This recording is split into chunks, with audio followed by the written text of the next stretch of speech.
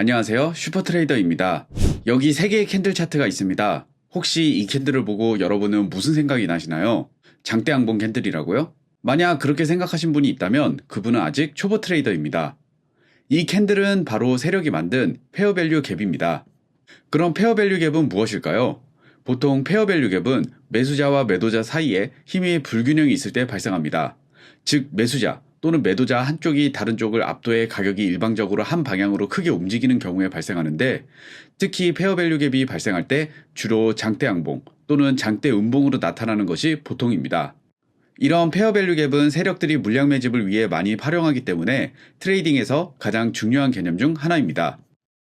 따라서 해외 트레이더들 사이에서 이 페어밸류 갭을 활용한 매매 전략이 최근 몇 년 동안 가장 인기를 얻었습니다. 그래서 오늘은 이 페어밸류 갭이 무엇인지, 그리고 신뢰할 수 있는 페어밸류 갭을 식별할 수 있는 방법과 실전 트레이딩에서 페어밸류 갭을 어떻게 활용해 매매하는지 알려드리겠습니다. 그 전에 24시간 편리하고 안정적인 수익이 가능한 슈퍼트레이더 자동 매매봇을 사용하고 싶으신 분들은 더보기 또는 고정 댓글 확인 후 문의해주세요. 먼저 페어밸류 갭이 무엇인지 알려드리겠습니다. 페어밸류 갭이 발생하기 위해서는 3개의 캔들이 연속해서 상승 또는 하락하는 추세로 발생하는데요. 이때 3개의 캔들 중 두 번째에 위치한 캔들의 크기가 다른 두 캔들보다 가장 길게 형성되는 것이 일반적입니다. 그리고 두 번째 캔들의 앞 뒤에 위치한 캔들의 최저점과 최고점 사이를 바로 페어밸류 갭이라고 합니다. 좀 더 세부적으로 상승 페어밸류 갭과 하락 페어밸류 갭으로 나뉠 수 있는데요. 상승 페어밸류 갭은 두 번째 캔들의 몸통이 크고 첫 번째 캔들의 고점과 세 번째 캔들의 저점 사이에 갭이 있는 방식으로 3개의 캔들이 상승 추세를 형성하는 경우입니다. 마찬가지로 하락 페어밸류 갭도 두 번째 캔들의 몸통이 크고 첫 번째 캔들의 저점과 세 번째 캔들의 고점 사이에 갭이 있는 방식으로 3개의 캔들이 하락 추세를 형성하는 경우입니다. 이런 페어밸류 갭을 식별할 때 주의할 점은 첫 번째 캔들의 윗꼬리 끝과 세 번째 캔들의 아래쪽 꼬리 끝이 완전히 겹치지 않아야 한다는 것입니다. 예를 들어 왼쪽의 캔들을 보면 캔들 사이에 첫 번째 캔들의 윗꼬리 끝과 세 번째 캔들 아래쪽 캔들 끝 사이에 가격 격차가 존재하는 것을 볼 수 있지만, 오른쪽 캔들을 보면 세 번째 캔들이 아래꼬리가 길게 발생하면서 첫 번째 캔들의 윗꼬리와 겹치는 모습을 볼 수 있는데, 이런 경우는 페어밸류 갭으로 인정하지 않습니다. 일반적으로 상승 페어밸류 갭이 발생하면 이 격차를 채우기 위해 다시 가격이 페어밸류 갭까지 하락한 후 페어밸류 갭이 지지 역할을 해서 가격이 다시 상승하는 경향이 있습니다. 반대로 하락 페어밸류 갭이 발생하면 이 격차를 채우기 위해 다시 가격이 페어밸류 갭까지 상승한 후 페어밸류 갭이 저항 역할을 해서 가격이 다시 하락하는 경향이 있습니다. 이러한 경향은 물체가 빠른 속도로 떨어져 땅을 만나면 급격하게 튀어오르는 형상과 유사하게 금융시장에서도 강력한 가격 불균형이 발생하면 단기적인 추세 전환이 일어날 가능성이 높기 때문에 발생합니다.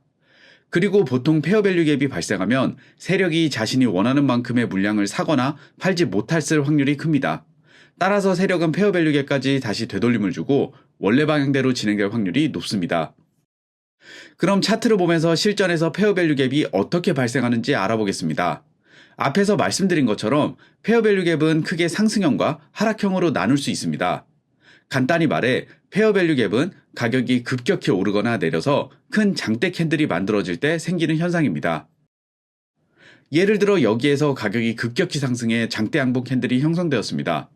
가격이 너무 빨리 올라서 매도자들이 대응할 시간이 없었고 이로 인해 시장에 불균형이 생긴 것입니다.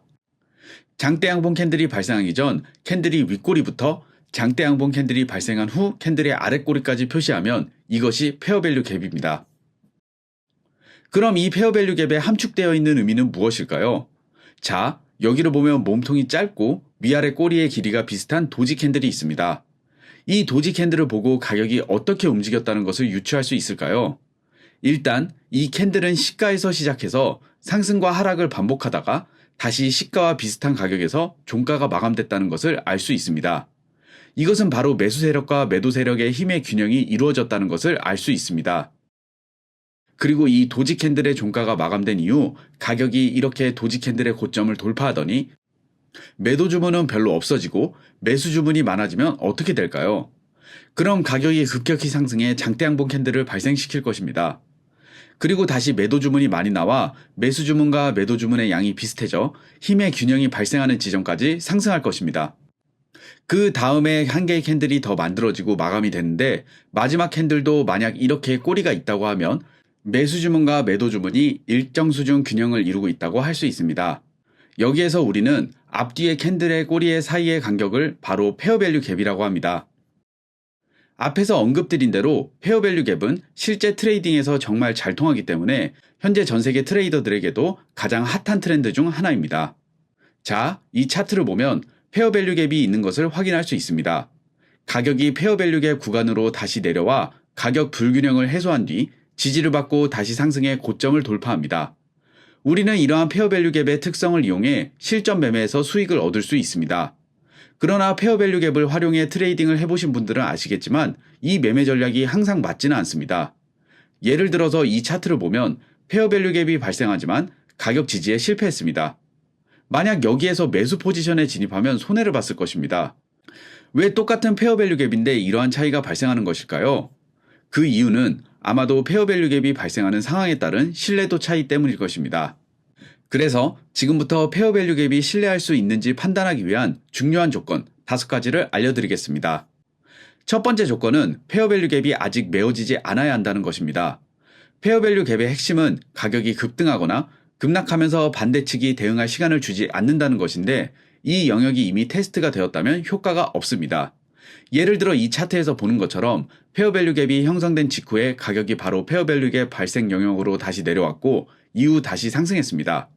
그리고 만약 가격이 이 영역으로 다시 내려온다면 이미 이전에 페어밸류 갭을 메우면서 테스트했기 때문에 이 페어밸류 갭은 이제 유효하지 않습니다. 즉 페어밸류 갭이 유효하려면 이전에 메워지지 않았어야 합니다. 따라서 이 차트에서 보는 것처럼 페어밸류 갭이 발생한 후 처음으로 페어밸류 갭 영역까지 하락하는 경우에는 페어밸류 갭의 지지를 받고 강하게 반등하는 모습을 볼 수 있습니다. 두 번째로 중요한 조건은 페어밸류 갭 내부에서 캔들이 어떻게 반응하는지를 확인하는 것입니다. 이 차트에서 보는 것처럼 캔들이 페어밸류 갭 내부에서 종가 마감하거나 페어밸류 갭 내부에 가격이 들어왔다가 다시 페어밸류 갭 추세 방향 쪽 바깥쪽으로 종가가 마감하는 경우 신뢰도가 높습니다. 만약 이 차트에서처럼 캔들이 페어밸류 갭을 뚫고 페어밸류 갭 아래로 내려가 종가가 마감된다면 이 페어밸류 갭은 끝난 것입니다. 가장 좋은 가격 움직임은 캔들이 페어밸류 갭 내부에서 캔들 종가가 마감하고 페어밸류 갭 지지를 받고 다시 반등하는 것입니다. 그리고 만약 꼬리가 페어밸류 갭을 잠시 넘어가더라도 캔들이 갭 내부에서 종가 마감하면 여전히 페어밸류 갭은 유효합니다. 세 번째 중요한 조건은 좀 더 신뢰할 수 있는 페어밸류 갭을 만들기 위해 다른 조건을 같이 활용하는 것입니다. 예를 들어 페어밸류 갭과 지지선 또는 저항선을 같이 활용하는 것이 이러한 방법입니다.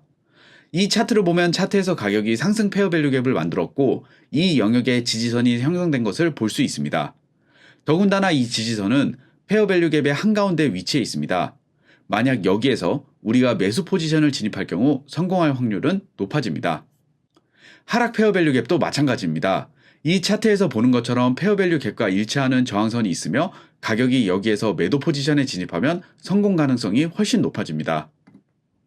네 번째 중요한 조건은 페어밸류 갭이 차트에서 어디에 위치해 있는지를 확인하는 것입니다.